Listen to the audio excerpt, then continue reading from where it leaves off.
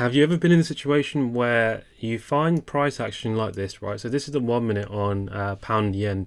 Now, I was in the situation myself. Now, when you see price action like this, okay, so obviously you've got this low, you've got a new low, the high that was here, okay? You got this impulse and then a successful retrace which broke the impulse was here, right? Now, which was here. Now, say you got an entry, the successful retrace and price went on and you would have been break even and then it came back down. Now, if you're thinking about it, what caused this impulsive OB? Now, when you're in a situation like this, because it's not overly clear, you start to question yourself, which one do you go for? Because you'll have areas where you'll be thinking, is it this one?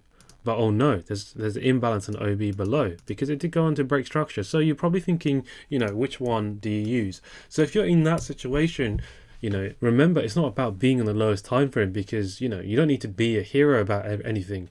Okay, you don't need to be on the lowest time frame possible. Okay, I didn't take this trade on the lowest time frame. I actually took this on the 5 minute time frame. But the question is why? So the reason why it was taken on the 5 minute time frame, once I find where I was, because if you look at it now, how much clearer does that look? So if you think about it from this point of view, okay, we created this low, that was the high. This high was only broken by this impulsive move here, right? Now, then we've got a successful retrace, which goes on to break this structure. That happened from here, and then you would have been in that trade. You would have been taken out of break even, but it's quite clear where that impulse actually came from. So if price action is not clear for you, flick through the time frames until you find something that is clear. It's not all about being on the lowest time frame. Okay, regardless of how low, for example, I go in the time frame, it doesn't matter.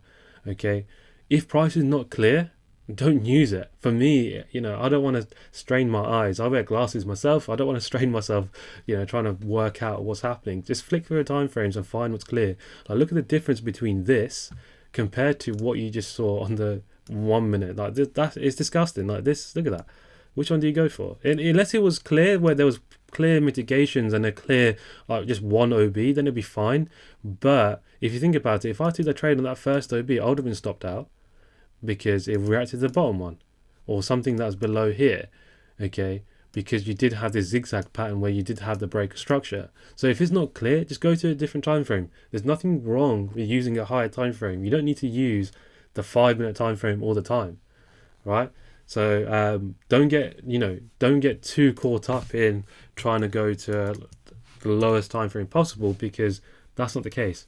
Okay, it's not all about impressing others by using the lowest time frame possible. Okay, because you're trading for yourself and you're risking your capital. You don't need to impress other people for it. So just focus on what is clear to you and what is clear with what you're seeing.